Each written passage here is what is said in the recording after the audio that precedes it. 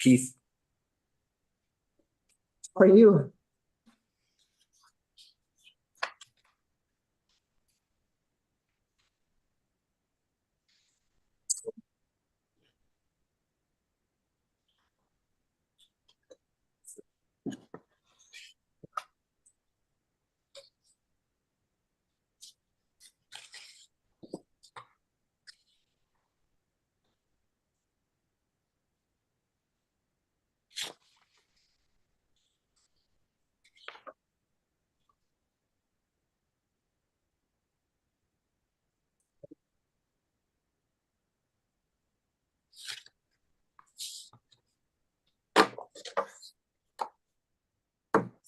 The amphitheater looks really nice. Yeah.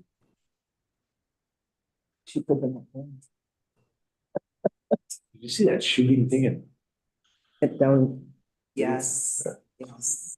They shot the crap out of that vehicle, Oh, or a safety vehicle. See that, the windshield? no, I didn't. Poor cops. Well, and then there's another city down south. And they've had 4 of their officers killed with them. It's like, Burnsville, it took a hit. they really did.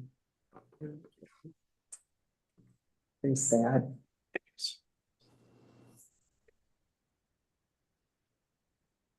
It's money.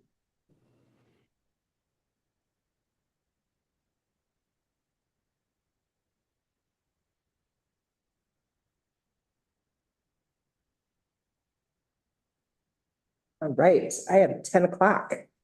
So we are meeting today and we have Commissioner Holland, Moore, and Waldham that are attending via technology. Commissioner Waldham is in Puerto Rico. Commissioner Moore is down in Pine City and Commissioner Hallen is in Florida, and their addresses are noted on our agenda. We'll call the meeting to order. If you would rise for the Pledge of Allegiance. I pledge allegiance to the flag of the United States of America, and to the republic for which it stands, one nation, under God, indivisible, with liberty and justice for all. Right, we have a time for public forum. Is there anybody that would like to speak public forum? Is there anybody online? Nobody? Okay. If we can have, there are no additions to the agenda. Does anybody else have any additions that they'd like to add? Matt, can we have a motion to accept the agenda? So move, Madam Chair. Thanks, Matt. A second? Steve, you're on mute, but I read your lips. So we got a second by I'm Steve. sorry. There we go. Are there any questions for the agenda? Matt, can we have a roll call, Deb, please? District 4, Commissioner Waldham. Yes. District 5, Commissioner Ludwig. Aye. District 1, Commissioner Holland. Yes. District 2, Commissioner Moore. Aye. District 3, Chair Lofgren. Thank you. And we go on to approving the minutes from February 6th. It's a regular copy and the summary for publication. We have a motion to accept that. Holland will move that. Thanks, Steve. Moral second. Thanks, Josh. We have a first and second. Are there any questions on the minutes or the summary? Not. Deb, would you do a roll call, please? District 5, Commissioner Ludwig. Aye. District 1, Commissioner Holland. Yes. District 2, Commissioner Moore. Aye.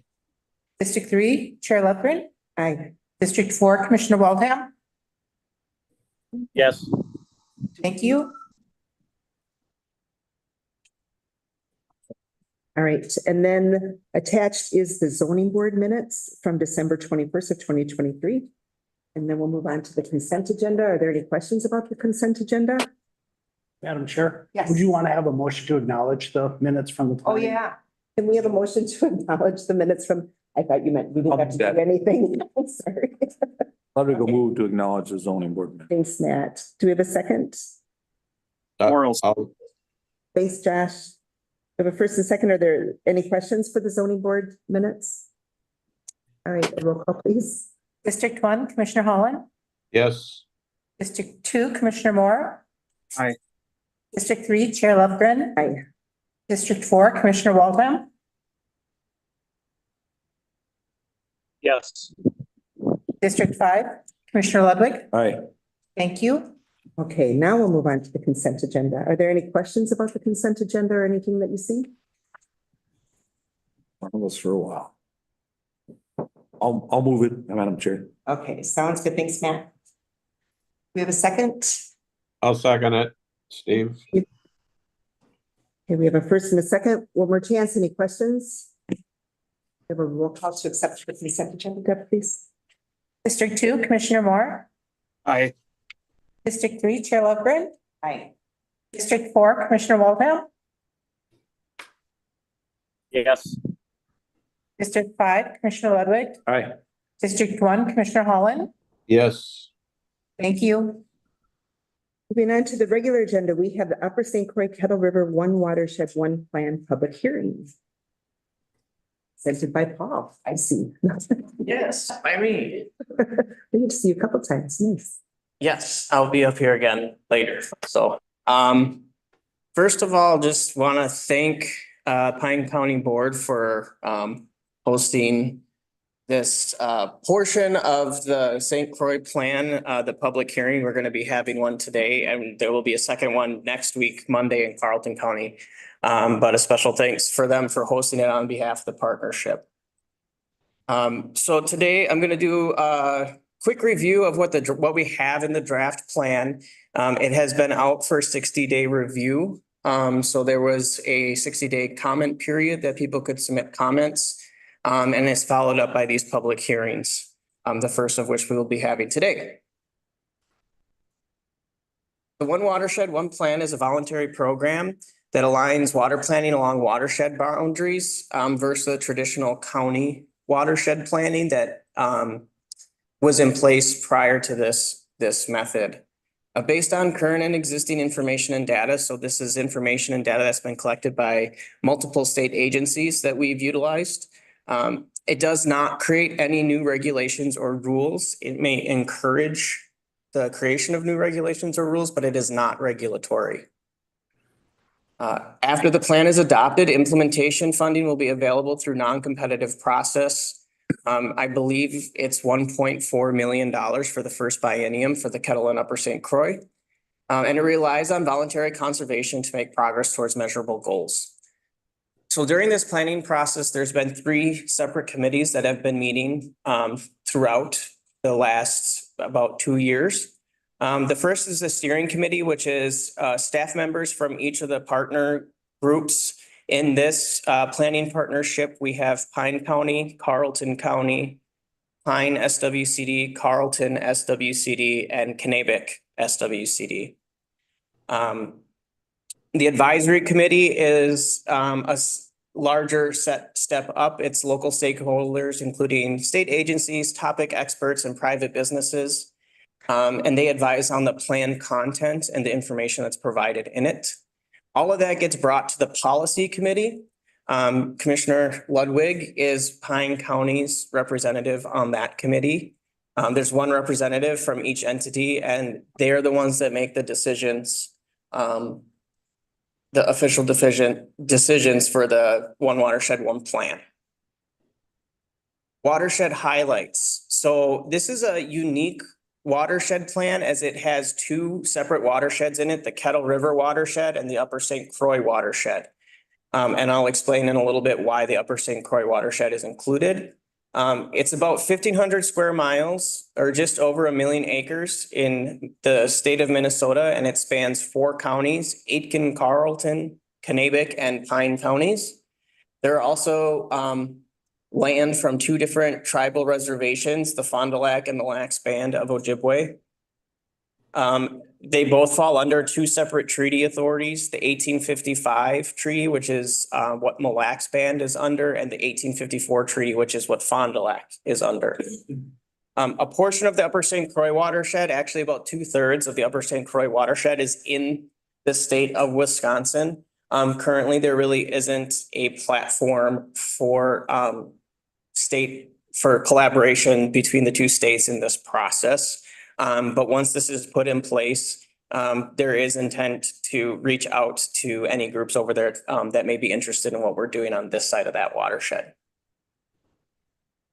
The plan format, so we selected several different topics that were highlighted that have soil and water implications, and we'll go through those here. The first area is lakes. What we did is we had separate topic meetings for each of these areas, which brought in stakeholders that have an interest in these specific areas. So for lakes, lake associations, citizens that own property on lakes, and professional individuals that work with lakes in the watershed. There are 126 lakes of 10 acres or more in the watershed. There are 17 wild rice lakes, 2 Cisco lakes, 1 trout lake. And out of 31 lakes assessed by the Minnesota Pollution Control Agency, 13 of those lakes do not support aquatic recreation due to high levels of nutrients, so pollution. We're focusing on protecting vulnerable lakes that are recreationally, culturally, and biologically important, and restoring lakes that are nearly or barely supporting aquatic recreation. So that's the impairment list that the state has, that nearly barely. We want to keep lakes off of that list. Our goals are to reduce phosphorus by 340 pounds. 1 pound of phosphorus is 500 pounds of algae. So that's why if you've heard me talking or anyone from Bowser or anyone from any other soil and water district talk about reduction of phosphorus, that's why it's important, because algal blooms can really cause a detriment to the health of our water. The next area are streams. Similarly, we have many streams and rivers that go through this watershed, many of which are home to rare species like wild rice, sturgeon, and freshwater mussels. There's 115 miles of trout stream in the watershed, 50 culverts that have been identified to be barriers of fish passage, hundreds of altered stream miles, and high levels of a bacteria in some stretches of these waterways. 20 of the 78 streams assessed by the Minnesota Pollution Control Agency do not support aquatic recreation. And we're focusing on protecting vulnerable streams and restoring streams where human actions have been impacting the habitat. So our goal for this area is to protect and enhance 400 acres of riparian corridor in priority streams and 2,000 linear feet of priority streams to maintain healthy ecological conditions. These actions on the right show that we're hoping to restore stream reaches, protect shorelines, restore eroding banks, and assist with replacing culverts that have been identified as barriers for fish. The next area are farm and agriculture. Within the watershed, there are 77 registered feedlots. There are 27,000 animal units. That doesn't necessarily mean that's how many animals are there. There's a metric for measuring animal units. And there's 132,000 acres of farmland within the watershed. For this area, we're focusing on implementing best management practices, or BMPs, in the area with known agricultural stressors to surface waters, groundwater, and high priority lakes and streams. So our goal for farms is to treat 1,000 farm acres with soil health practices. That could be anything from no-till practices, cover crops, reduced tillage. 30 best management practices in priority areas to reduce nutrient runoff and protect soil health and water quality.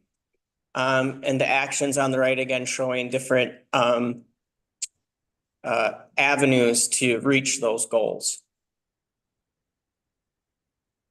Forests in this watershed, of course, are high importance. There's 380,000 acres of forest in the watershed.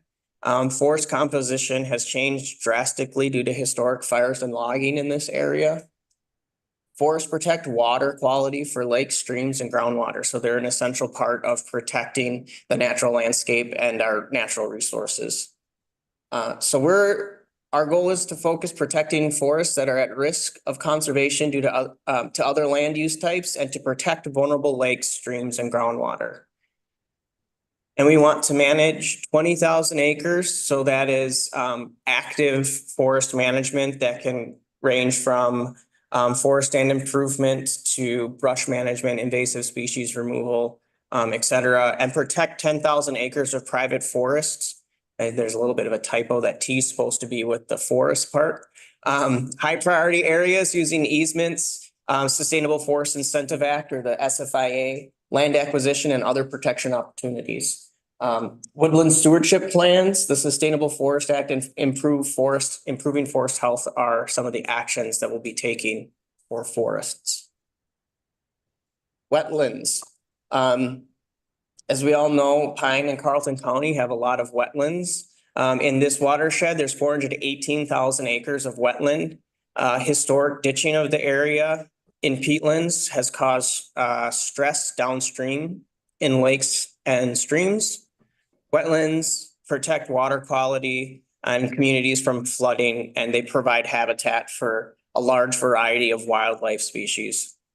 And we want to focus on protecting and restoring wetlands to improve water quality in downstream lakes and streams. So our goal is to have 30 acres of wetlands that are protected or restored in high priority areas, maintaining 60 acre feet of watershed storage. Acre feet is a metric of like kind of, what is it, square footage? So it's 30 times 2, 60 acres. Actions where we want to restore wetlands, study ditched peatlands, and protect wetlands. These ditched peatlands areas are primarily in the Carlton County stretch, so in the headwaters of this watershed, but there are peatlands in Pine County as well. Stormwater is another area that we focused on. There are 13 cities in the watershed that have a stream or lake within their city boundaries. The Moose River subwatershed has the most impervious surface and includes the cities of Moose Lake, Barnum, and Sturgeon Lake. There are no communities large enough that require to have a municipal stormwater permit. We want to focus on stormwater planning and best management practices to implement for implementation in communities with priority lakes and streams. So our goal is to complete 4 stormwater management plans and review regulations in 4 different communities, install and maintain 20 stormwater best management practices in high priority areas. So the actions on the right, stormwater best management practices include catch basins, retention ponds, rain gardens, swales, things of that nature. Groundwater is another important area in this watershed because all residents get their drinking water from groundwater supplies in this watershed. Karst geology found in the watershed is at the highest risk for groundwater contamination. Karst is a geological formation of substrate that's either, in this case is sandstone, that is that water can pass through very easily. So contamination, the risk for contaminated groundwater is greatly increased in those areas. Less than 1% of wells tested had high nitrates concentrations and less than 3% had high arsenic concentrations. But we want to focus on protecting groundwater where it's most vulnerable to contamination. So we want to update 10 septic systems, seal 20 wells, and update and encourage for 2 ordinances to be updated.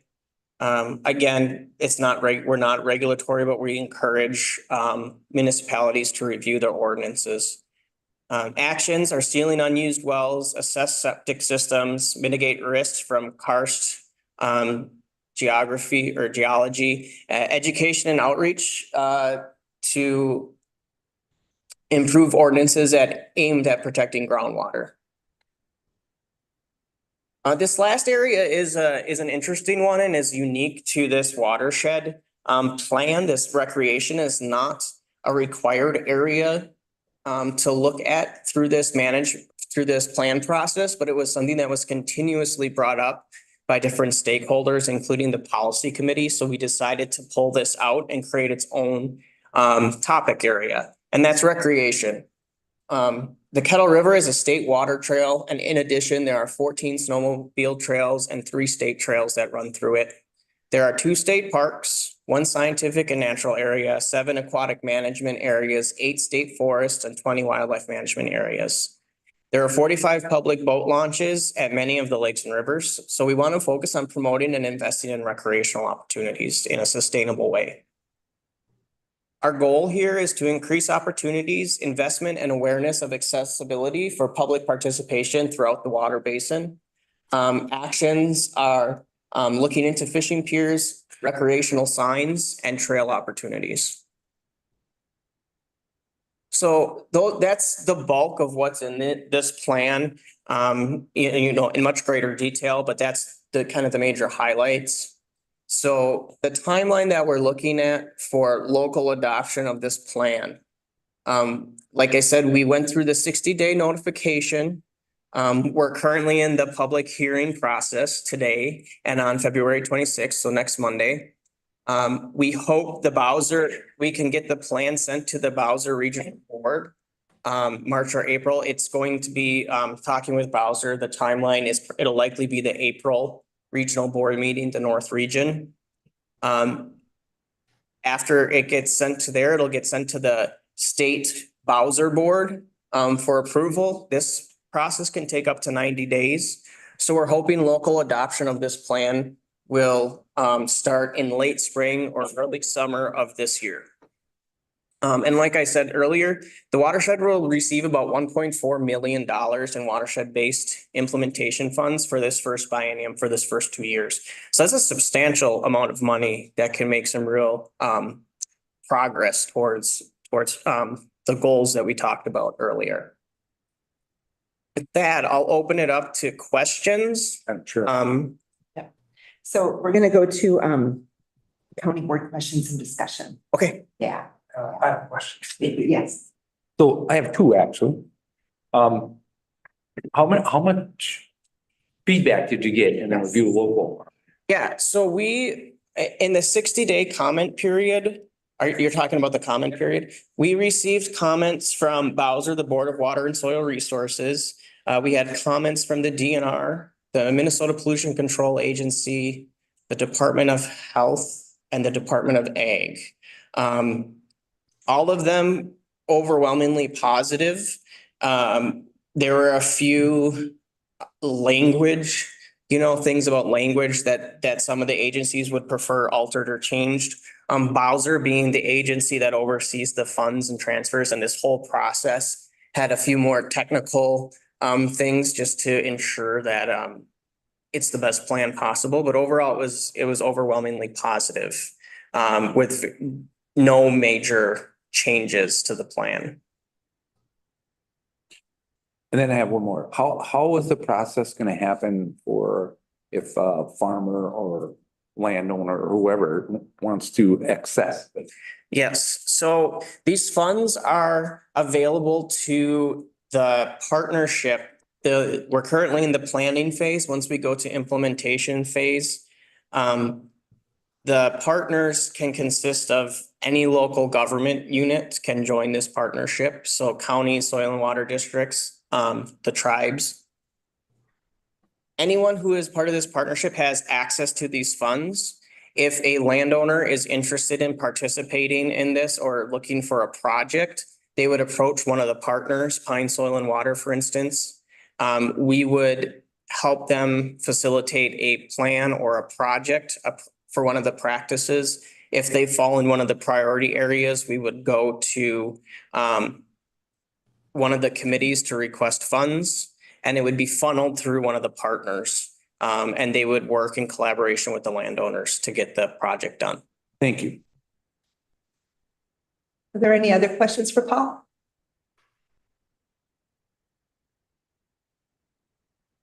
Love how these watershed, you guys do so much work to get this far. Go ahead, Steve.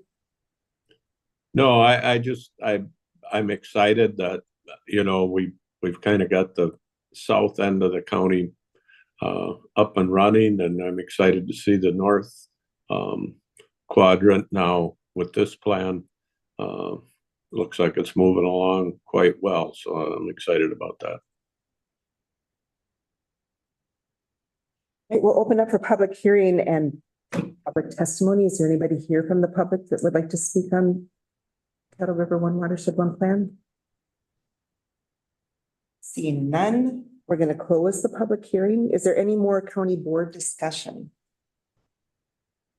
And if not, can we have a motion to accept the Upper St. Croix Kettle River One Watershed One Plan? I will move that, Madam Chair. Thank you, Matt. Second? I'll second that. Thank you, Steve. One more time for comments. Go ahead. Just, so this is the draft plan, and then the final plan will come back after it's been reviewed by the agency. So we're just accepting the draft plan. Thank you. All right, Debbie, can you do a roll call, please?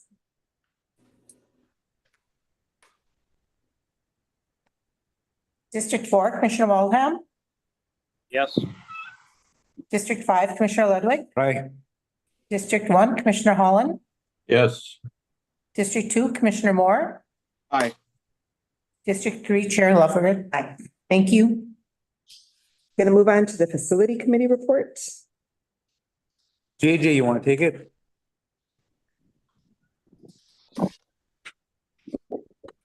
You can take it, Matt.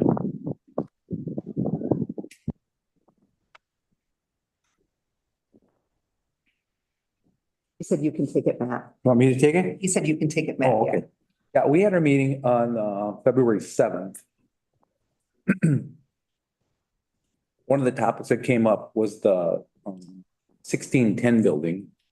And with the SWCD and implementation of this plan that's going to happen, they might be adding another employee that will come out of the funding to manage the things that are happening. And it's just some space issues we're dealt with, and they've already moved our forester, our land and zoning and second forester to another office that was empty, and they created one office space there. So that is in the works. We're not going to decide anything yet, but we may end up using the old boardroom or something. Yeah, we haven't quite decided, but just so that's on everybody's thing.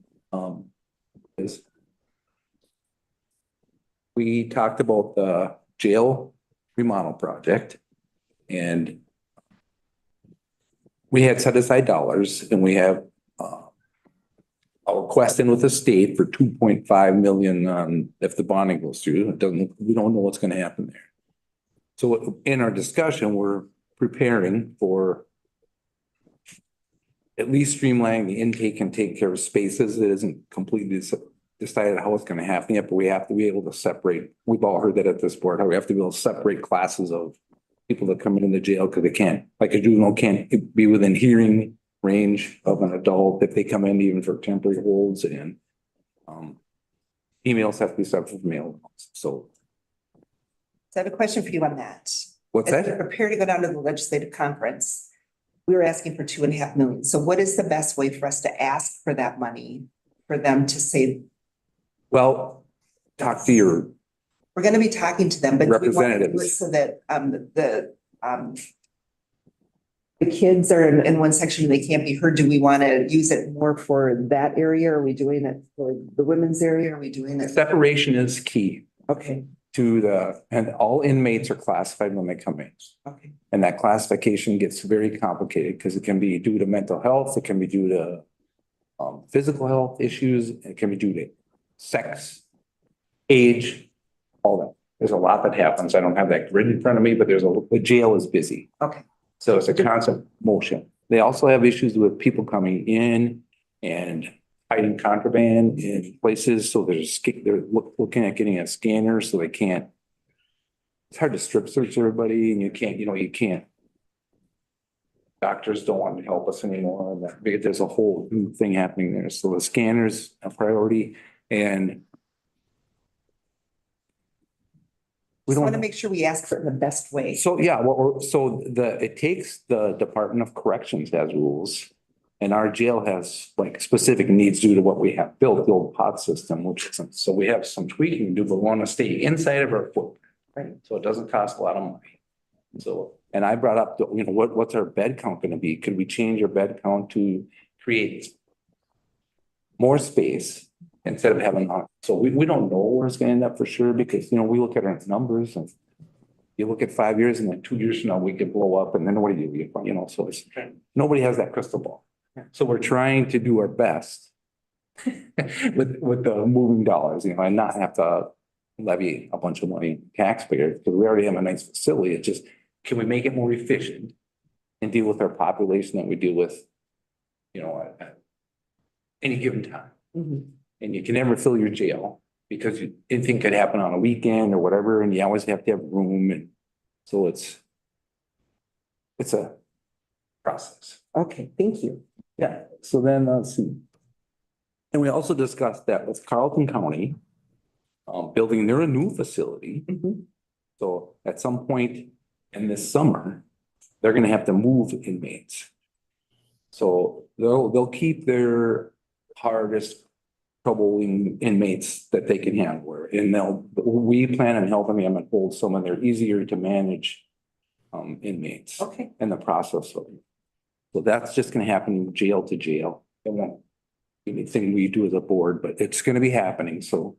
And then if we're in the middle of, so I don't think that'll work for us through this summer. I don't think we'll have a lot going on that'll get in the way of that, because they're known people with known classifications coming in, and they'll take the ones that they can handle, you know what I mean?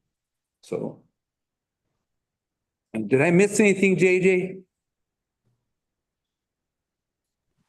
No, that covered it. And then there was just a little bit of talk just about some costs, what it costs to run that jail, whether you have one inmate or, 10 inmates, you still need the same amount of staff there, as Rod had said. And then there's the inspection coming up here in March. I had requested to be there just to try to get a better understanding of everything that's going on. And I do plan on being there for that. But no, that did it, Matt. Thank you. are there any questions? On the personnel report? No questions. Debbie, can you do a roll call, please? Oh, there's no action. Oh, there's no action. Okay. Then we will move on to personnel. Josh, you want to start that? Yeah, sure. Excuse me. We did have a meeting on February 12th and made the following recommendations. In the assessor's office, acknowledge the resignation of property appraiser Jolene Seibert effective February 16, 2024, and approve the backfill of the position, any subsequent vacancies that may occur due to internal promotion or lateral transfer. In the sheriff's office, ratify the separation of corrections officer Zach Yerke effective January 15th, 2024, and approve the backfill of the position and any subsequent vacancies that may occur due to internal promotion or lateral transfer. And in Health and Human Services, acknowledge the resignation of Office Support Specialist Nola Nisley effective January 28th, 2024, and approve the backfill of the position, any subsequent vacancies that may occur due to internal promotion or lateral transfer. With that, I'll make a motion to approve them three things. I'll second that, Madam Chair. Thanks, Josh. Thanks, Matt. Josh made the motion, Matt seconded. Are there any questions for Josh and Matt? I will just have one thing to add. Yeah. There was an open position, and I think we discussed it in the accounting tech and HHS, and that's been decided to put on hold for. Okay. Whatever they're doing. All right. District 3, Chair Lufgren. Aye. District 4, Commissioner Waldman. Yes. District 5, Commissioner Ludwig. Aye. District 1, Commissioner Holland. Yes. District 2, Commissioner Moore. Aye. Thank you. So we move on to a new hire for the office support specialist. So that was really good timing. Are there any questions on the new hire? That just kind of goes with our personnel committee. It came in front of us, and then the recruitment was happening and it happened. So, and I think we already approved the backfill of this and everything else. Right. This could have been, but it just came in late or after the fact. Yeah. So, Good timing. and I'll move that. Thank you. I'll second. Thank you. So that was Matt and Josh. Are there any questions? Matt, can we have a roll call, please? District four, Commissioner Waldham. Yes. District five, Commissioner Ludwig. Aye. District one, Commissioner Holland. Aye. Yes. District two, Commissioner Moore. Aye. District three, Chair Lundgren. Aye. Thank you. Sorry, I tried to steal Steve's thunder there. And then we have the Land Advisory Committee. You want to start? What's that? Do you want to start the land? No, you can start. That's like, I don't know how much detail you want to get To into. require action, excuse me, we'll come back to a future meeting Right. for action. Yeah. So for conversation, the Land Advisory Committee, we did a lot. It was a long meeting. We talked about things that we can do within the Memorial Forest to open it up after our strategic planning. We're looking at adding more campsites, some more trails. We are talking to the Deer Association to work with them. And there is, what's the name of that birding? The birds that are coming in and clearing so that the grouse and the The pheasants. Bird Conservancy or something. Oh, what they did, they mulched the site. No, but yeah, so the Bird Conservatory or a group like that has come in and they've done a 40-acre plot already, and they're going to be looking at doing some more, which they're going to be doing some mulching of the trees that we've had issues with. And then fixing it so that we get the grouse and the pheasants and the other birds there for bird watching or bird hunting, whichever. And along with that, oh, it's the American Bird Conservatory Project. Thank you. And along with that, we've American got. Bird Conservancy. You got, oh, you got- Yes, yeah. Along with that, we have three different construction companies that are going in and working in our forestry where we've had the trees that went down with that storm. And they've been doing a really good job with that. We're actually very blessed to have them. We decided what we're going to be selling on the land forfeited land sale. Unfortunately, due to the lawsuits down in Hennepin County, we are only selling properties that are 15 years or older, that have been forfeited 15 years or longer. So that there's no possibility right now for paybacks on that. We had a couple of things that came up where we could do some land trades. And we decided at this point to hold on those. The city of Sandstone has asked for a couple pieces of property, and we decided with the new lawsuit and not knowing what's going to happen with that, we can't move forward with that either. Mhm. Can Right. you think of anything else? Hmm? Can you think of anything else? No, just signage. Oh, yep. Go for it. So, yeah, so we have forest roads, memorial forest access, things like that out there. So what we're planning on doing as part of our new whole county plan too, is to just put post signage that said this is public Pine County land for, so, and then there'll be some rules that'll be attached, like you can't go in there. Some will be allowed with ATVs, some may be foot. We might try to form some or create some primitive campsites and things like that in certain places that will work. But we just want to make sure we identify the access points, so when people get there, they can say, okay, this is it, if it shows up on your iPhone or whatever. And I'm not sure how the data, and I don't even know how that's supposed to work, if somebody has an OnX platform or any other platform that they use when they're out hunting, if Pine County's data is accurately laid on those plans, I don't know. I've heard stories where it's not accurate always, so we're gonna make sure at least we have the signage there, so it'll depict what they're driving in the general area. They'll say, okay, this is it. And then we'll identify what it is, simple sign. And we had some discussion about canoe accesses too, Yes. and but we don't have a lot, the county doesn't have a lot of land on the Kettle River. The DNR does. So, is it possible to open up the north end? Because I get, people are always asking, how can we canoe the north end of the Kettle, which is a beautiful river, people canoe the Sandstone to Hinckley gets canoed quite a bit, and Hinckley Park gets canoed quite a bit, the upper reaches. The middle reach is dangerous, and everybody's aware of that, the Bend State Park, that's a whitewater stretch, but that is still, we're in the works, so. So we've kayaked from Rutledge down to Sandstone, and it's beautiful, absolutely beautiful. Are there any That's pretty questions clear, I think. for the Land Advisory Committee? Yeah, I have a question. Yep, go ahead, JJ. So I hear right, sounds like the direction the committee is talking about is having like a campgrounds now in this forfeited land, the memorial forest, which is forfeited land. County's gonna get into the campground business, it sounds like, or did I hear wrong? Yes and no. We do have campsites already in some of our memorial forests, and so we'll be adding some more so that people can utilize it. It's not gonna be where we're gonna have somebody there collecting money for you to camp. They're very primitive, and right now they're used more by deer hunters and other hunters. But we're hoping that maybe families will take it up and do some rustic hunting and utilize the land. When you looked into this, what were the numbers you could compare to, like Chipmunk Park, for example, how much that gets utilized in Willow?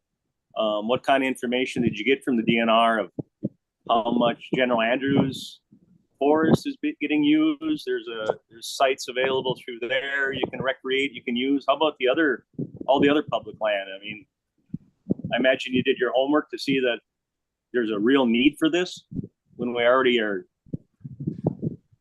I guess, funding these other government properties. What were those numbers?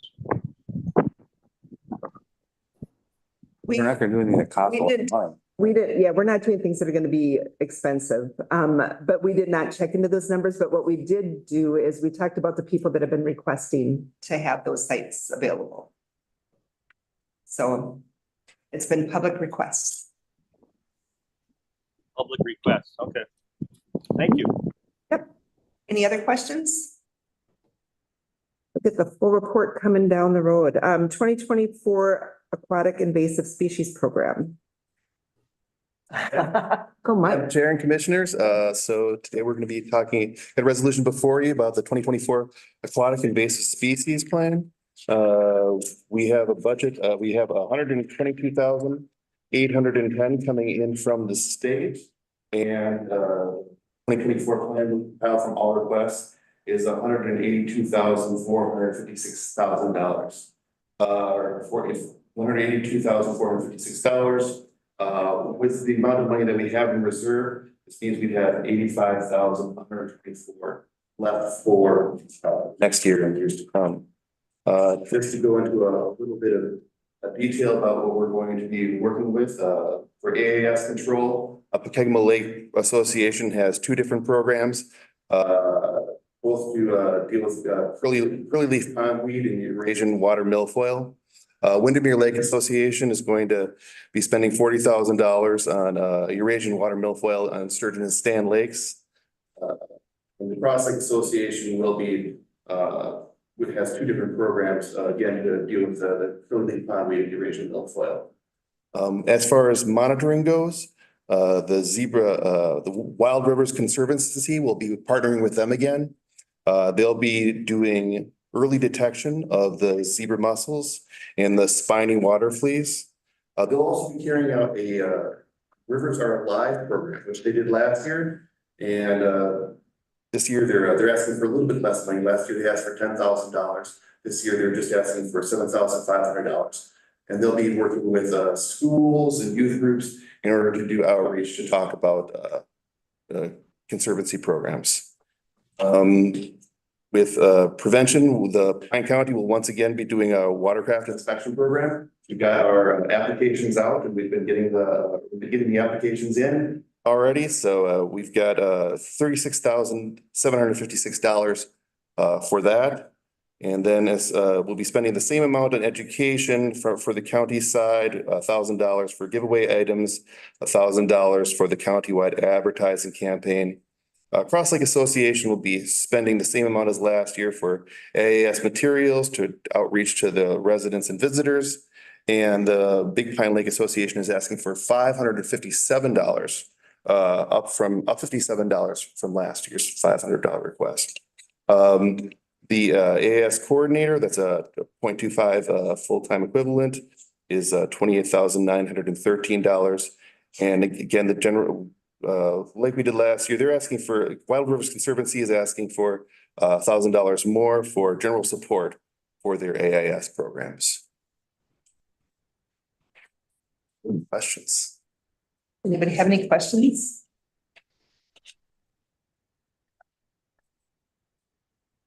I don't see anything. I will move We have a motion from Matt. I will move resolution 024-08.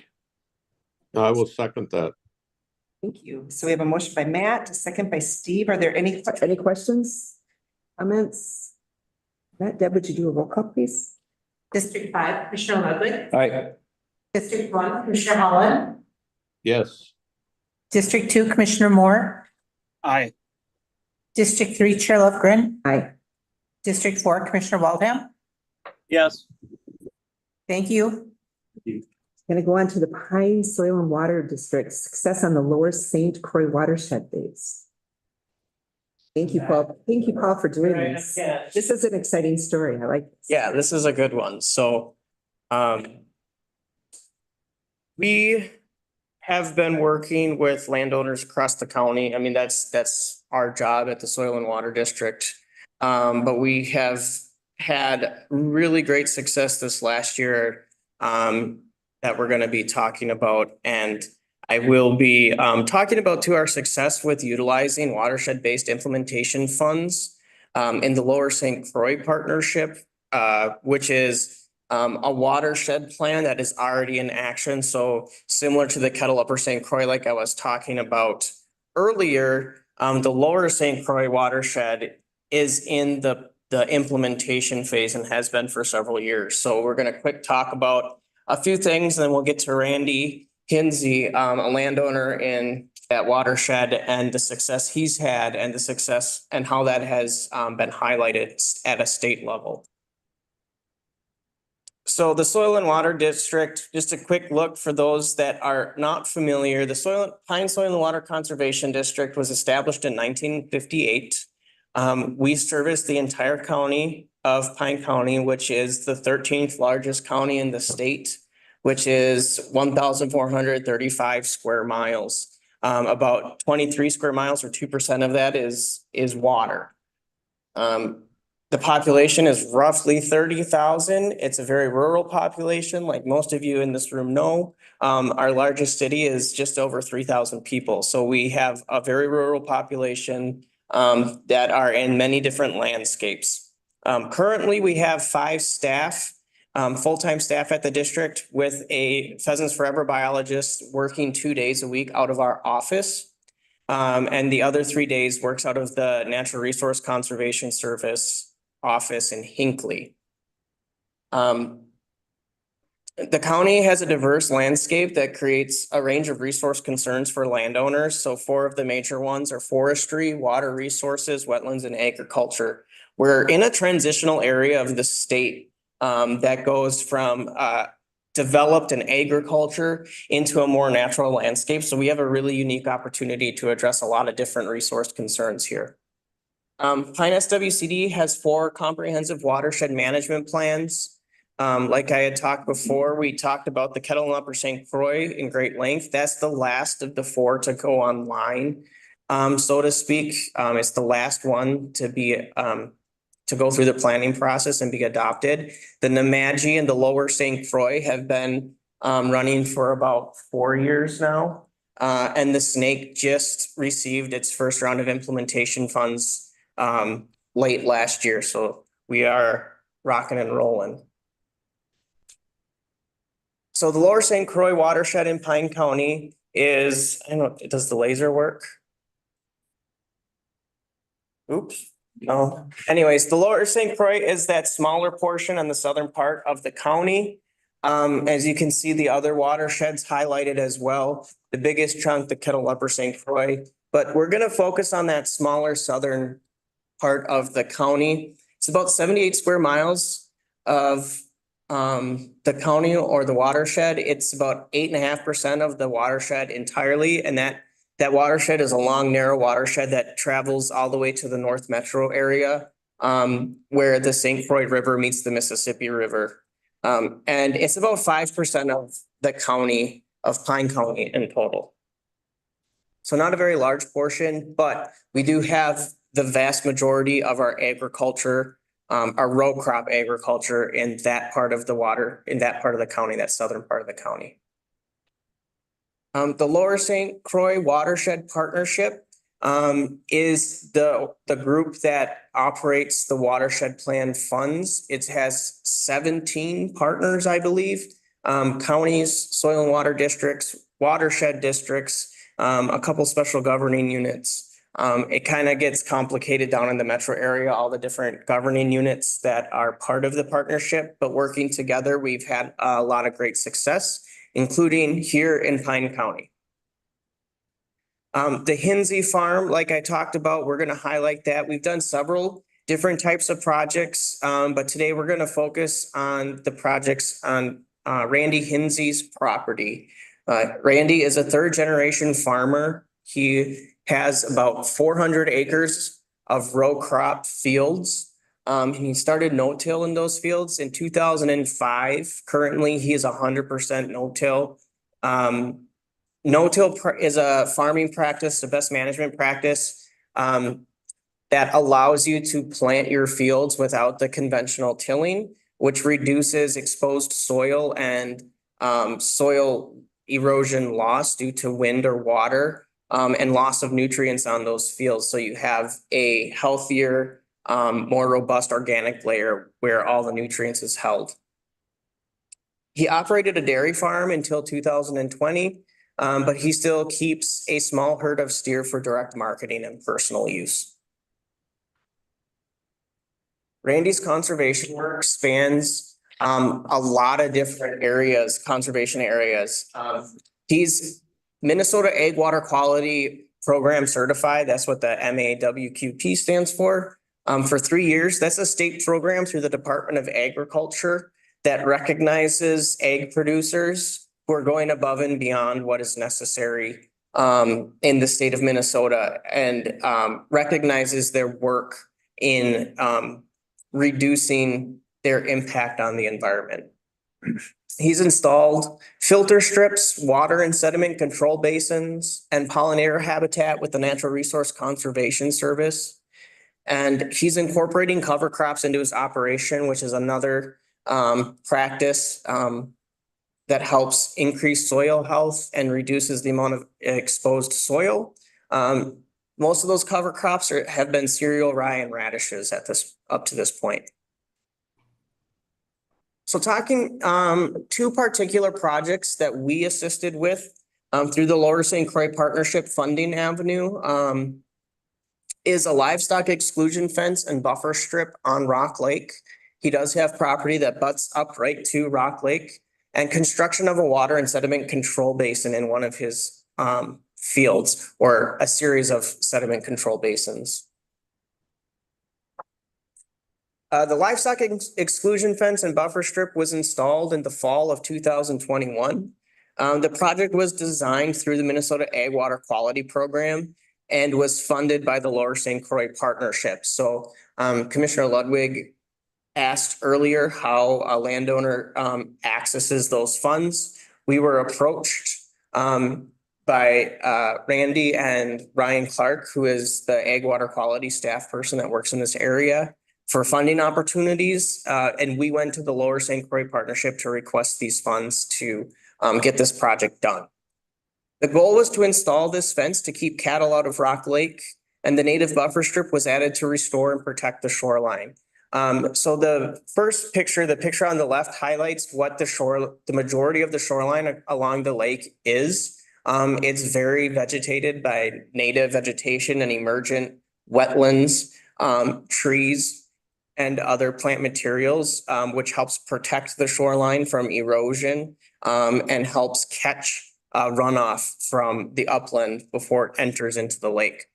The picture on the right is after the posts have gone in. As you can see, that's where the cattle were going in and out of the lake. There's little to no vegetation. You can see that right along the shoreline is just bare soil from the cattle going in and out of that area. So it's really degraded shoreline, and having cattle in water increases the risk of bacterial impairments, primarily E. coli. So it is a health hazard to wildlife and to humans. The The goal is to plant a native buffer strip that'll have native vegetation growing there that will restore that shoreline. As you can see in the picture on the right as well, there's a pair of trumpeter swans. So the lake is used by wildlife. The estimated reductions, pollution reductions, this is what we focus on, is 1.17 tons of sediment a year and 1.7 pounds of phosphorus a year. Again, the pounds of phosphorus seems little, but again, 500 pounds of algae per pound of phosphorus. And again, one of the main priorities for this project was to reduce the risk of E. coli impairments in the lake, which is not measured in those reductions. There's a couple more pictures after the fence was fully complete. As you can see, the fencing is in. There is a gate for access for the Hinsey family to use the lake recreationally, as well as allowing the cattle, once the strip is established, the cattle are going to be allowed to flash graze it, which means putting cattle out there for a very short period of time to graze it. So it simulates what native grazing species would have done. So a natural cycle of those native plants. And again, there's geese staging in the lake as they begin their migration south. The next project is the water and sediment control basin installations. These were installed last spring, so spring of 2023. These designs were created by Natural Resource Conservation Service engineers. So these are an engineered practice, meaning there is some measurements, some control that needs to be built into it. So you have to be a certified engineer to design these. About 60% of this project was funded through the Lower St. Croix Partnership. Again, we were approached by Randy and the Natural Resource Conservation Service to see if we had funds to assist with this. And again, we approached the partnership and were able to secure funding for this. Water and sediment control basins are designed to reduce over-surface water flow on fields and repair gully formations. As you can see in this picture, a gully is forming. If you look beyond the dozer, you can see a line of trees, and just beneath it is a small pond and wetlands. So this field had runoff going directly into that wetland and that small pond, and that pond drains directly into Rock Creek. So it was a direct avenue for sediment and phosphorus to enter our water base. Because of the building of these water and sediment control basins, the estimated pollution reductions were 18 tons of sediment and 20 pounds of phosphorus. So these had major reductions by installing these basins. And in the next pictures, I can kind of explain what these basins are. First of all, they're not very exciting to look at. This field is at a slope going down towards that wetland, and water was running off into that wetland. What these basins are designed on the right, you can see a berm in the far right part of the picture. Those berms slow down the water and trap it. The water is drained down through that orange tube is a filtered pipe, and it's taken beneath the surface, which reduces the speed of the water flow and also catches sediment and phosphorus. And it drains out on the other side of that basin as much cleaner water into that waterway. Randy also was gracious enough to host the Pine SWCD Conservation Cookout. This is something we've done the last couple of years, is getting ag producers together and talking about agricultural practices. And what better way for other farmers to learn about these than hearing from other farmers. He's very willing to share and encourage others to try these practices. He showcases his operation and shares his success and failures with other farmers on these conservation practices. They don't always work. It's not a one size fits all. Sometimes you have to try a couple things to find out what works on your property and on your practice. He allows other producers to see what these practices, to show that these practices can work. and that there are multiple options available. Sometimes the best way to understand some of these practices is getting out there and seeing what they actually are doing on the landscape.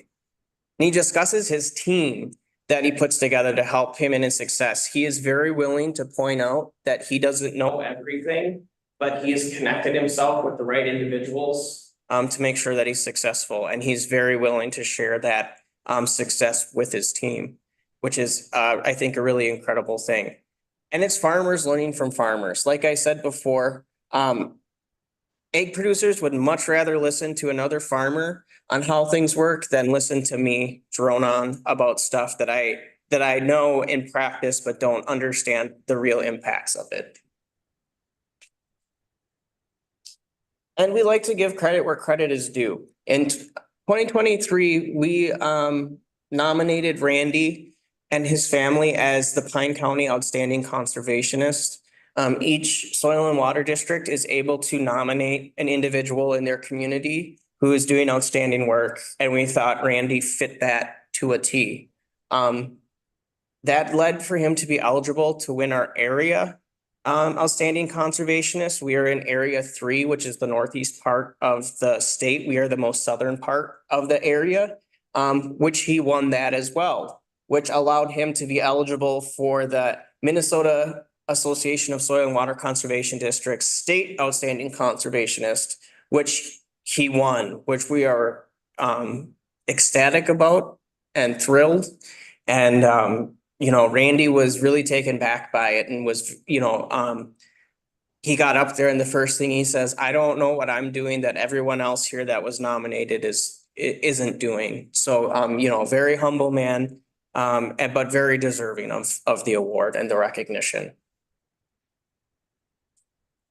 These funds have real impacts. The watershed-based implementation funds is making a real difference to landowners of the Lower St. Croix watershed. And as we see these other watersheds come online, we expect to see the same thing. Success of this partnership, the Lower St. Croix partnership, depends on the willingness of landowners like Randy. We can dream and talk and plan about doing the right thing, but if we don't have landowners that are willing to buy into these practices and are willing to take a chance with us, we're not going to accomplish our goals. So it's really great to highlight landowners who are willing to do that with us and have had great success doing it. Watershed-based implementation funds open up opportunities for districts like Pine Soil and Water Conservation District to better serve their communities and reach measurable goals. Historically, our budget here at the district and many other rural districts has been small, and we've been able to only help a handful of landowners every year. Having these funds available is going to really expand that and allow us to serve a lot more landowners in a lot more efficient way. So we're really excited about it.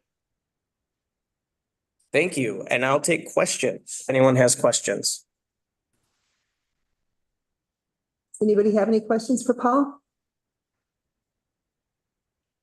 Go ahead, Steve. Madam Chair, I just want to thank Paul for being, at the table at the Lower St. Croix watershed meetings and taking the bull by the horn and saying, it's not, I know it's great to win awards but I think they're doing it because they see an opportunity to make things better and without being bold and trying stuff, just like Randy said on his farm, you got to try some stuff and sometimes it always doesn't work. I think our Pine Soil and Water District fits in that category also. So this is a whole new ball game for them, these watershed districts. And I've worried since day one that they will have enough capacity as we roll out these other watershed districts, because we've done great things with this very small part of Pine County. And now we're rolling out big swaths of Pine County in these watershed districts, which will have many opportunities for them. So thanks, Paul. Thank you. So Out of 87 counties, are there 87? There's a 88, I believe. Hennepin and Ramsey do not have one, but there are a few counties that have multiple. For example, St. Louis County has 2 districts because it's so large. Well, that's pretty impressive, what the work that you did with the family to get that award. Yeah, and I have to give credit to our staff person, Heather Donahoe, who worked with Randy to get that application in. You know, I get, like you said, it was a lot of work in itself to get that application in and to again, we wanted to be as competitive as possible because like Commissioner Hallen said, not because we want to win the award, but we want to make sure that Randy got that recognition that he deserved.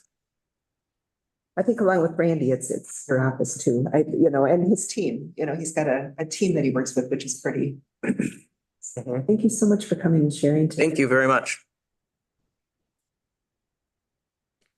So we will move on to number 8, the letter of support for Mille Lacs Band of Ojibwe. And we do have Beth Gruber on the phone from Mille Lacs Corporate Ventures if we have any questions for her. But we have been working with Mille Lacs since 2022. They are working to develop a business park in Hinckley, south of Highway 48 and east of 135. The county participated in a feasibility study, which was completed in 2022, and the band had previously applied for congressional direct spending. The initial application was unsuccessful and the band desires to reapply. And so we would like to do a letter of support to hopefully help them move forward with this. Does anybody have any questions that they would like to ask Beth about this project while she's online?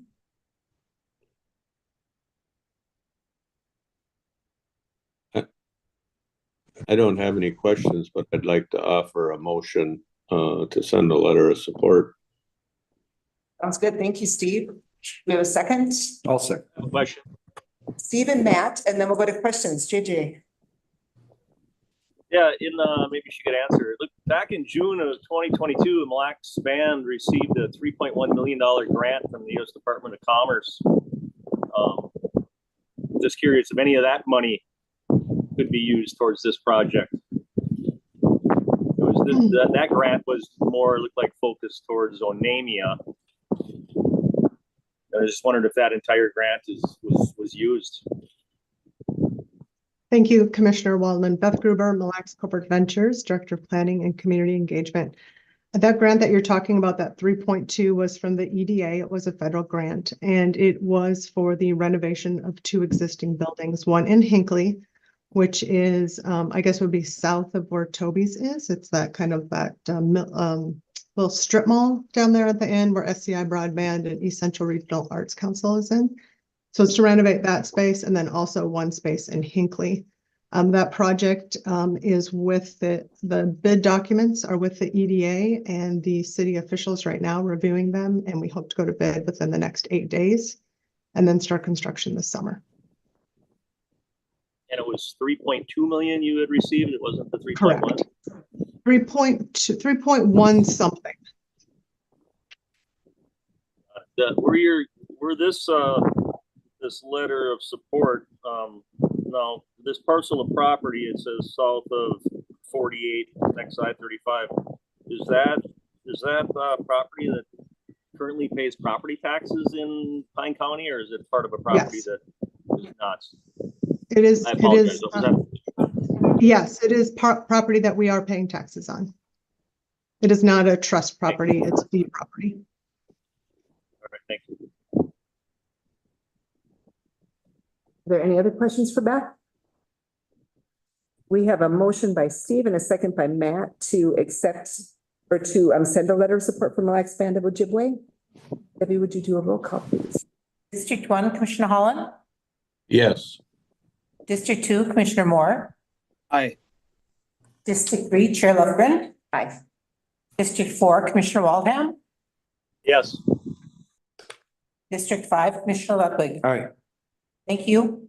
Thank you so much for coming online, Beth. We appreciate it. Thanks, Madam Chair. I appreciate it. Have a good day. We're going to move on. I see Leslie is on. We're going to talk about Pine County Early Childhood expansive initiatives.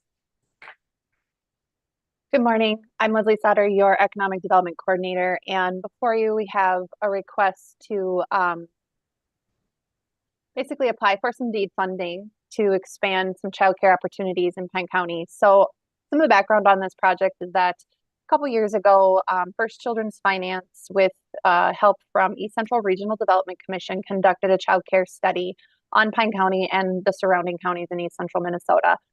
With that study, they identified, the need for additional slots, and they engaged with us to do a strategic planning process on how we were going to address that shortage in childcare slots. So part of that work has evolved into this partnership between Pine County, Pine Technical and Community College, Mille Lacs Corporate Ventures, the Hinckley-Finlayson School District, for the expansion and build out of 3 different childcare centers in Pine County. So DEED recently released this RFP, and it has people across the state excited about it. We are equally excited about it here in Pine County because this will be an opportunity for us to actually make some of these hard to fly projects get off the ground. So the 3 centers that we're talking about is an expansion of Pine Tots, which is currently located in Pine Technical and Community College. They're going to move it a couple blocks to the north to where the Lakeside Student Housing and Student Center will be. They'll be able to add more slots for younger children to their center. So that will help them meet the needs of their current customers, because right now they have families who drop off their infants and toddlers in one location and then bring their toddlers and early childhood or pre-K readiness folks or kids to the Pine Tots location.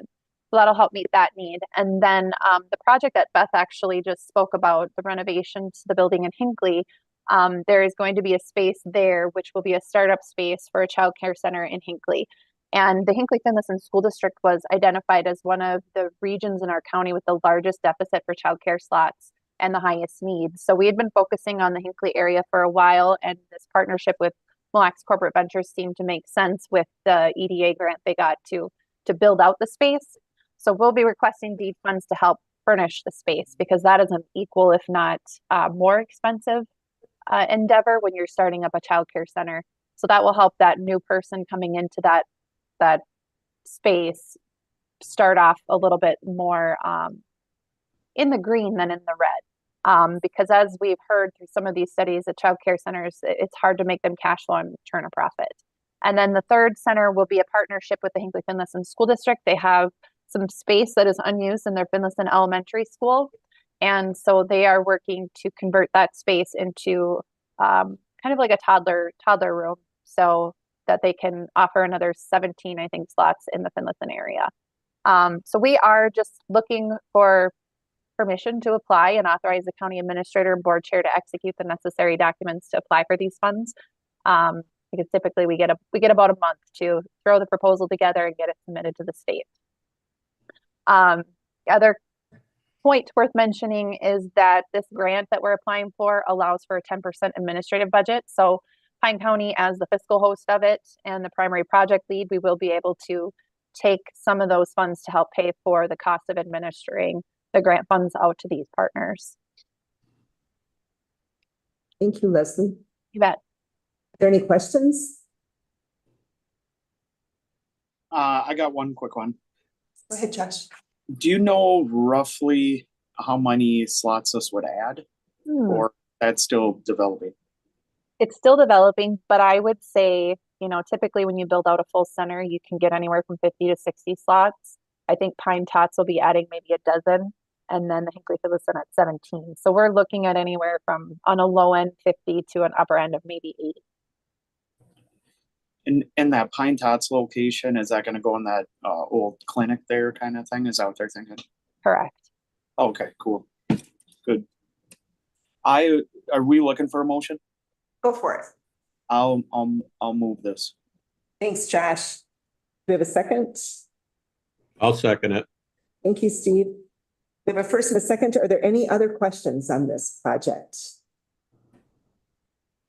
Right, we have a first and a second to authorize the board or the administrator and the chair to execute necessary documents to apply and accept funding. That's exciting. Thank you for doing that, Leslie. You do a roll call, please, Deb. District 2, Commissioner Moore. Aye. District 3, Chair Lundgren. Aye. District 4, Commissioner Waldham.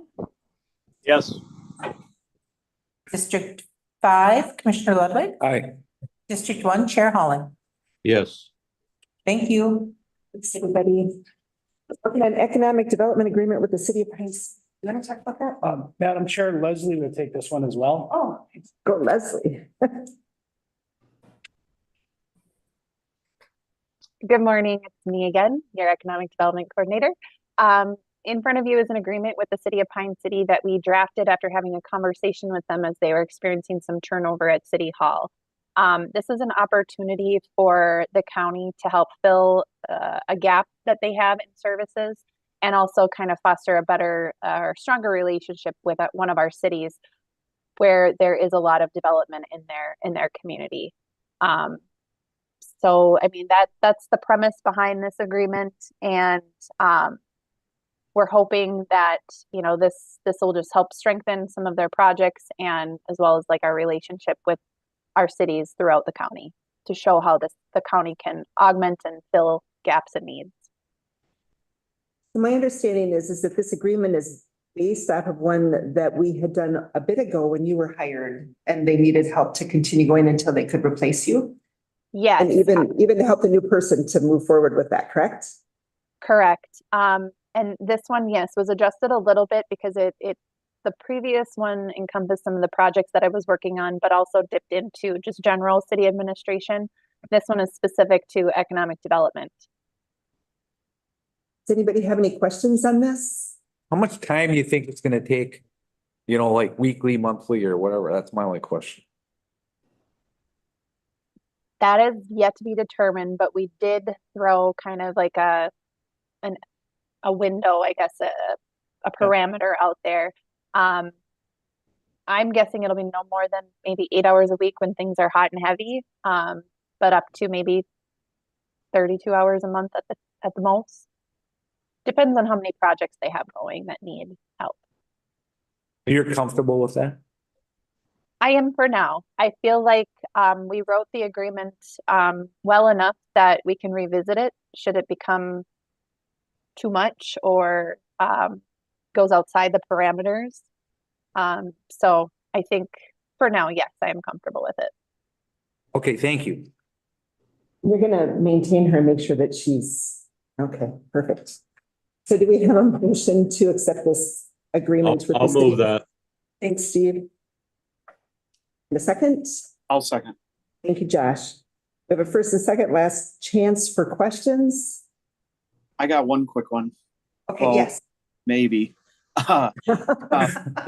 You think this is gonna be temporary or you think this might just be a collaboration going forward? Madam Chair, Commissioner Moore. Right now, it is a temporary agreement that would conceivably have an end date once they get up to speed.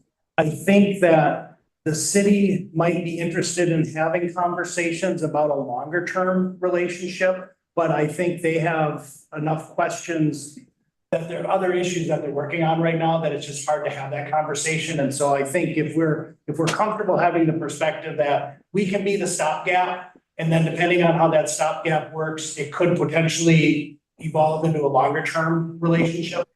And if the stopgap doesn't work, then it doesn't need to evolve into a longer term. Makes sense. And I do think when we were working on this way back before Leslie, I think that was kind of part of what one of the big things to move economic development forward in the county was pretty much kind of like this. Not saying that the cities wouldn't have their own effort as well, but this is awesome. I think it really is working good. My only fear is that this ain't going to be the only one. Other cities might decide that Leslie does a great job and the county does a great job and might want to recruit her for that. And then we might just have to revisit, just see how much time and effort to focus on our own stuff too. But anything we do in Pine City helps the county as well. So it definitely is fitting in what what my thoughts of this position was. So thank you, everybody involved to move this forward and work on it. Are there any other questions or comments? Yeah, Leslie, you had commented there a little bit that this also, I would imagine worked the same if you get any other city that wants the same thing. Yeah. Correct? Correct. Pretty much. Yep. Thank you. Okay, hearing no further questions, we have a motion by Steve and a second by Josh. Debbie, would you do a roll call, please? District 3, Chair Lufgren. Aye. District 4, Commissioner Waldam. Yes. District 5, Commissioner Ludwig. Aye. District 1, Commissioner Holland. Yes. District 2, Commissioner Moore. Aye. Thank you. We're going to move on to consider adoption of resolution 2024-06, setting a public hearing to hear the complaint of an impassable road in the town of Arna and appointing a hearing officer. We had made the motion at our last meeting to move forward with this. Today, we need to set the date and approve the professional services. So the date that we are looking at would be at our March 19th meeting. So we'll have our meeting in the morning, and this would take place at 1 o'clock in the afternoon. And that meeting will be in Pine City due to elections being the meeting before. And then to approve the professional services of Richard Hodson, attorney of law. Are there any questions on this? I have one. Go ahead, Matt. 2 motions or 1 motion? Two would be preferred since there's a resolution and a professional services agreement. Are there any other questions? I could if I can there, Madam Chair. Okay, go ahead, JJ. And maybe Matt could even help with this with his prior experience. When I read through this and looked at it and heard when we were at our last meeting, it sounds like it's 2 vehicles are blocking the road and debris placed by somebody. Is that really what it is? And if that's the case, why wouldn't this just be a simple removing the obstruction? Please, can I refer this one to that question? A lot more to it, I guess. Sure. I'm gonna have Reese answer that one for you. Okay, JJ? Yep. Thank you. So Commissioner Waldem, it's a township road. So the town would have authority to remove any items that are blocking that roadway. I have not viewed it myself, but I understand it is a large amount of debris and some vehicles blocking this roadway, and that the township has indicated that they weren't going to remove that items. And so I think that their next step, and I believe that some of these citizens consulted with attorney, was to go bring this up to the county through this impassable road statute.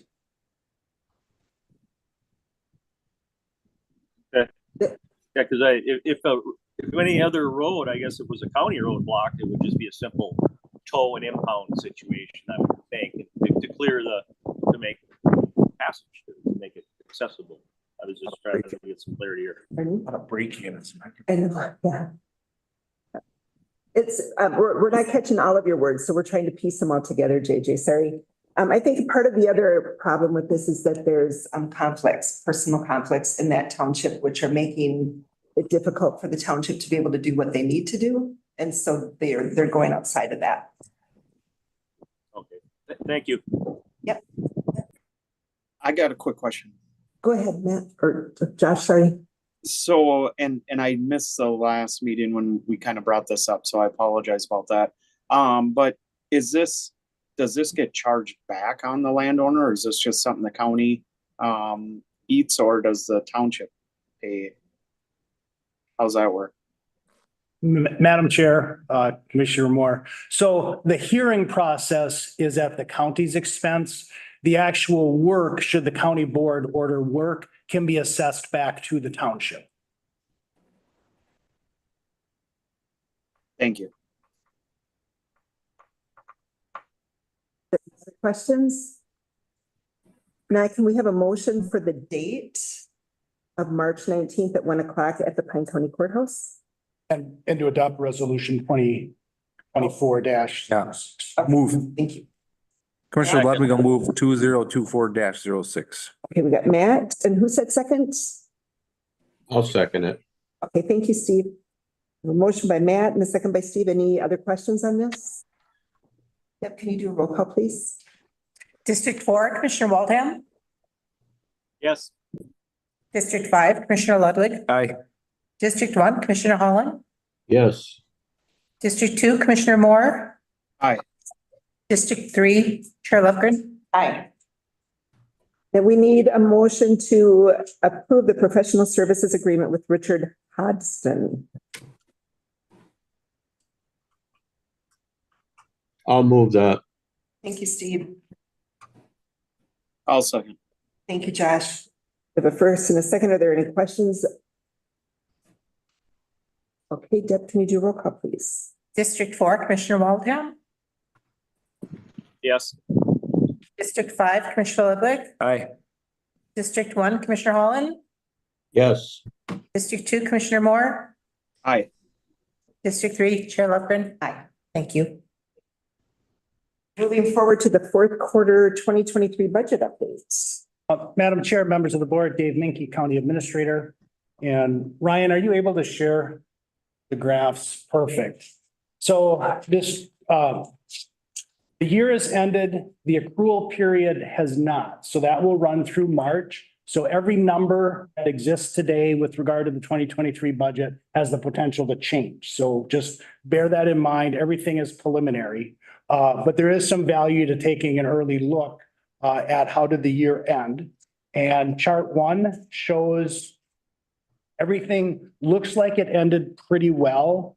In the general fund, revenues were quite a bit higher, 9% higher than budget. That's being driven by some one-time revenues. There's $800,000 of public safety aid in there. There's some probation aid that was one-time aid. And so that's spiking that a little bit. We are planning to spend those funds next year. So no worries, but that's why the graph looks like there's more revenue. And then on the spending side, we know the tax and CAMA system was a big expense that was not in the operating budget. So overall, the general, the health and human services, the road and bridge look very healthy and kind of ended where we expected. On the next graph, we show revenue. And this is where you can see in the general fund, where planning and zoning is a bit high. That was a natural resources block grant. The public safety aid is driving the sheriff's office, and the probation aid is driving the probation. So they look like they were way over budget on the revenue. So obviously that's good news, but it's not like it's extra money. It's money that we have programmed to spend next year. Chart 3. These are the expenses in the general fund. And I think, you know, every quarter we would do the update. And I think over time we have gotten very close on our budgeting to the point where we've taken out the slack that's there. And so some departments will be a little bit over, some departments will be a little bit under. That's what we expect. The recorder at that 185%, that's driven by the tax and CAMA systems. That's spending of reserves or planned spending of reserves. Planning and zoning looks a little bit high on the spending at 114%. That's the septic grant program. And so those are targeted spending or spending of reserves. And then the recycling contract, as we've discussed previously, was higher than budgeted, but we maintained it. And so you see that is spent at 111% on the solid waste and recycling. And then the last graph just looks at health and human services, their major functional areas, income maintenance, social services, and public health. Everything looks about where we expected it to come out, and there are no significant concerns. So the first cut after the end of the year, things look like they came out about as we had budgeted them, which is good news. Any questions for David? I just got one quick one. Go ahead, Josh. Veteran services was at 86%. Was that just, we were without a assistant there for a while, right? Yes, we had a vacancy. Sounds good. Thank you. Any other questions for Dave? Right, well, thank you for sharing. We'll move forward to commissioner updates. Do you want to talk about the leadership forum at the schools? I can, yes. Yeah, second. Let me find it. It's great. I'll start then and got it. add, okay. I got it. So. Yeah, we had our meeting February 7th. And of course, what do you think the number one topic is gonna be? It's the SRO, right? Yes. Right. So, what impressed me the most is the schools so want them. And I don't understand the conflict in the statute. I'm not even gonna begin to try to, but there's some hang up between the legislature thinks they're there for discipline and they're not there for discipline and they don't want to be involved in school disciplines instead of whatever, but a lot of things are moving. There's a lot of things moving in that, and then the holds and the restraints and so anyway, the school is so in favor of SROs, and it's not for discipline. It's just for when they're needed. And I think there's a safety layer to that. Yes. And things like that. And it brings a more instant response when there is an issue instead of, someone run onto a phone. It's in the building type thing. And then I asked at some point in the meeting, how's the truancy going? Because it's always been a problem. And it was running like 10%. And it seemed like that was a common percentage throughout. And I don't know if that's good or bad, or if that's a standard that is just there now. Seems high to me still. 1 in 10. And then the other thing, I asked about was how the court thing is working in the school. And it's a great program. And it's the compliment of the judge and the system that is set up by Reese and all the things that are in place. And that seems to be working quite well. You can take the rest if you want. So I kind of handle the public safety side of it where my interest really live. Well, mine is, we went through our strategic planning. Dave did a presentation on that and it was really good. One of the things that we talked about with the changes of what we're looking at doing with our memorial forest, making them more user friendly so that people know what's there. We asked the schools what we could do to help them to utilize that land. And one thing that they brought up was the need for incoming teachers to know what we have available. That might help them to get more staff, I'm thinking, or just to show them what they can do to keep them active and outdoors here, I thought that was a good idea. And then we talked about legislative concerns, how like free meals for kids were going and that type of stuff. Negative. Yeah, negative is right. It was kind of interesting. Steph was saying that a lot of kids still bring their lunches because they like their lunches better, but for them to get a free carton of milk, they have to take the whole free lunch, throw the lunch in the garbage to take their carton of milk, which is absolutely stupid because otherwise you have to pay for your milk. And so that's for them to get their free carton of milk is they waste a whole lunch. And it's on the taxpayers in Minnesota. So it's that needs to be fixed. It's not very well planned, not very well planned. So that's what we've got there. The law library. Yeah, we did have a meeting. Basically, we just talked about a couple books that were missing and well, if we're going to replace them and maybe thin some of it down a little bit because there's so much online stuff that we pay a lot of money for every month and year for access that maybe we don't need some of this print anymore. So that's coming forward in a future meeting. But that was about it. Extension.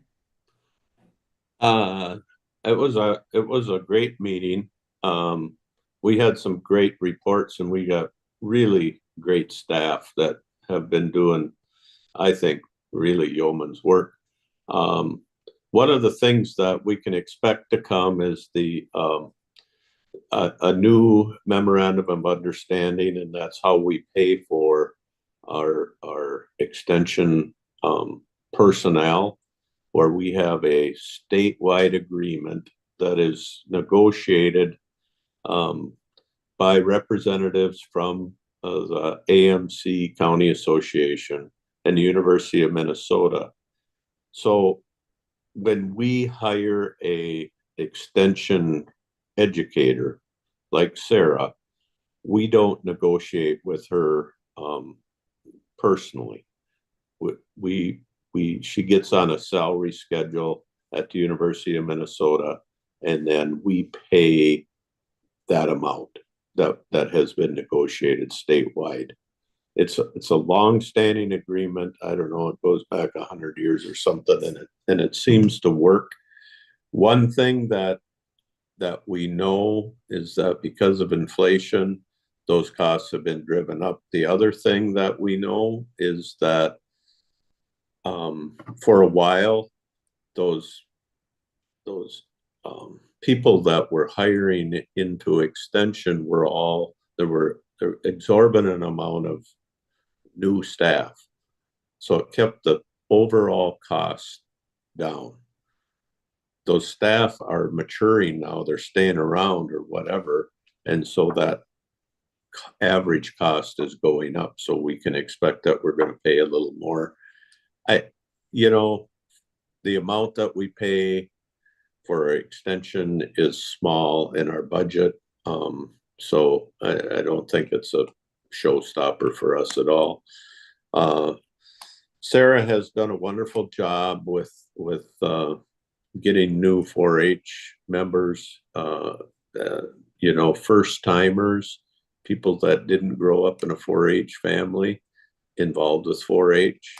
And it's not all about,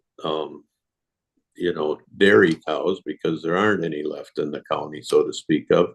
And that used to be a big part of, the projects were dairy and beef animals, and it's just not there anymore. But they do a lot of other things, so we're happy about that. And then Katie's our ag educator. I tell you what, she's a go-getter, and she has a lot of things going on. And I think it helps. Both Sarah and Katie are homegrown, grew up in Pine County, so they have that background. And Katie grew up on a beef farm, and so she's got some instant credibility with the beef farmers. They put on a lot of good programs for those people. Master Gardeners is a solid program for Pine County. Huge numbers. And then our SNAP educator works with a lot of our school-age children and helps with nutritional classes and such. What did I miss, Terry? I went in Josh's place, which was nice to go again. Katie we have our Farm Family of the Year that is going to be presented. It's Medicine Creek Farms out of Finlayson. And it sounds like they just have an amazing farming business going on there. And then the other thing that really got me, Steve, was, you talk about how our solid waste is starting to fill up at the landfill. They were talking, it was a gentleman out of way up north. Finland. Okay. And he was talking about how their solid waste plant is getting so full that they're going to be taking their solid waste from Lake County, so almost the Canadian border, down into the Twin Cities because there's no place else to put it. So when Steve talks about, we've got a problem coming up, it's really getting serious in some of our neighboring counties. And it's something that we do need to pay more attention to. Moving on, Minnesota Jobs and Training Services. There's a lot of talk about AI. They're going to have AI writing grants coming up. There's going to be an AI, right now the tentative date is May 17th from 9 to 11, and it's going to be an online, hoping to have 2 presenters there. So hopefully we'll be able to get a lot of information with that. We did hire a new director for Central Minnesota Jobs and Training, and her name is Dina. And she has been doing an amazing job for that business for years. And so it's exciting to see her in that new spot and see where the direction is going to go with that. East Central Solid Waste Commission, speaking of. Yeah, we did have a meeting. I think it seems like I've been talking about this new permit forever, and it's still being worked on. It's in the 90-day window of response back from the Pollution Control Agency, and I think they always take 89 of those 90 days to get back to you. That's for sure. Yeah, it's frustrating, but we have it's double frustrating because we have a bid ready to go for a lot of earth moving, and because that's what it takes. And until we get that permit in our hand, really, we can't put those bids out on the street. So that hopefully will get done so that we can bid that project out in early summer. And then we're redoing some gas piping to capture the methane gas from the landfill. And as we're putting the trash in, there's some new methods of placing piping to do a better job of getting that gas. And they're actually drilling some new wells to capture the gas.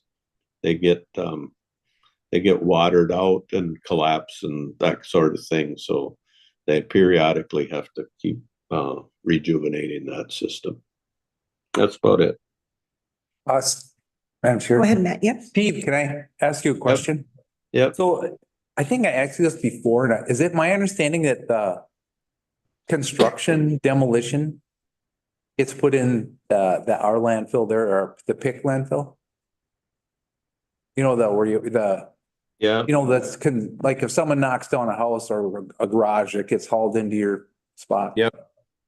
So what would be the impact of if you could just remove construction debris from the household? Does that get discussed there? Yes, it's been discussed, and we're looking at maybe some opportunities. Carlson Timber has kind of getting into some of that, and they're doing it with the transfer station in Carleton County and in the city of Duluth. So we're going to have a conversation with them about how they do that, and would it help us? Because the other problem is there's a big demo, we call it the demo pit, that's a privately run pit east of Rush City, and it's an online facility. That person that owns that is elderly, and he's not going to be able to continue that. When he sells that, the new facility, from what I understand, is going to have to, if they open up another cell down there, it'll have to be lined. Well, once you do that, you're really almost to the same standards as a solid waste facility. Okay. And that's what we've found at Mora. We've for years run an online facility for construction demo, but if you got to have a line facility, and we already have a line facility for household waste, yeah, they might as well go in the same pit. Thank you.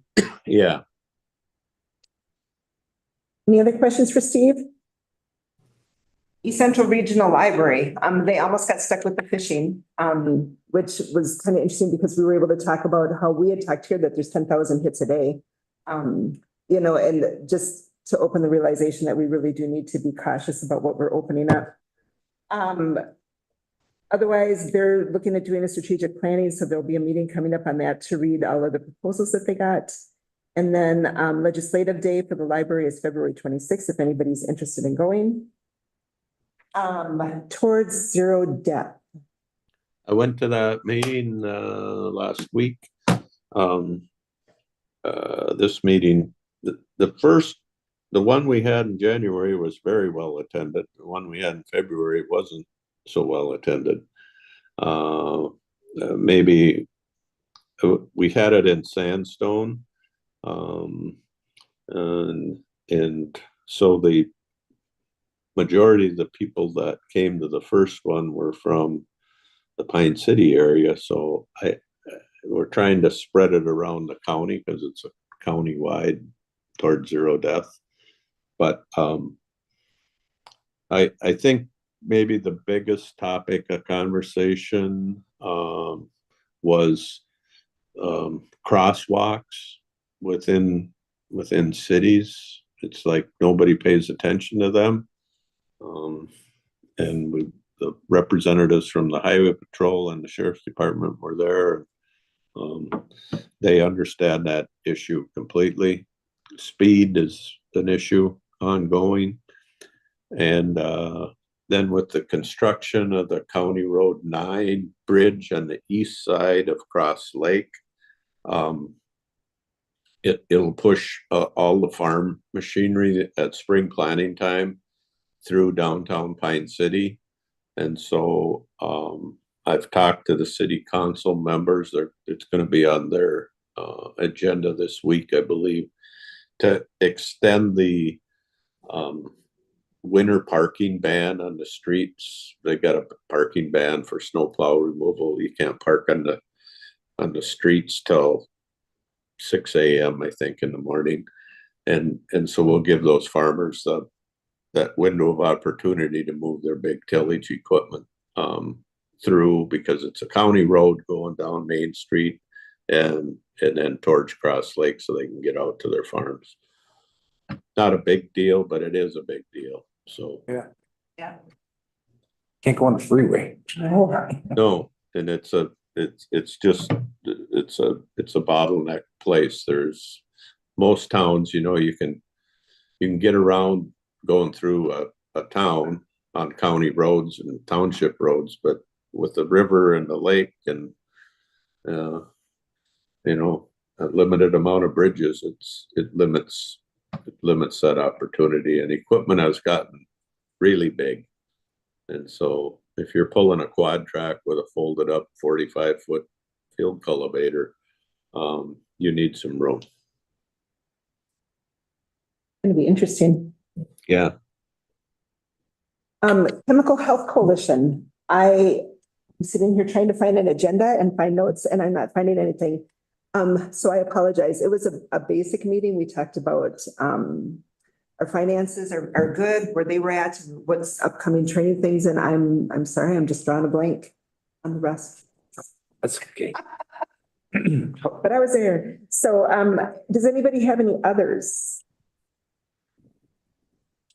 So I do have a couple others. I went to a tribal state relations meeting, and what I was thinking that it was going to be and what it was were two different things, but it talked a lot about the federal Indian laws and how they came into it and when their treaties were signed. The Ojibwe negotiated in 16 different treaties with federal governments. I thought that was interesting for us. Minneapolis and Bloomington was part of the ceded areas in the treaty. So it talked about the treaties and where they were established and why they were established, thinking that they were going to be getting the bad land. It was interesting getting that history as to where our tribes came from. And the other one that I have is I went to the Human Service Leadership Forum.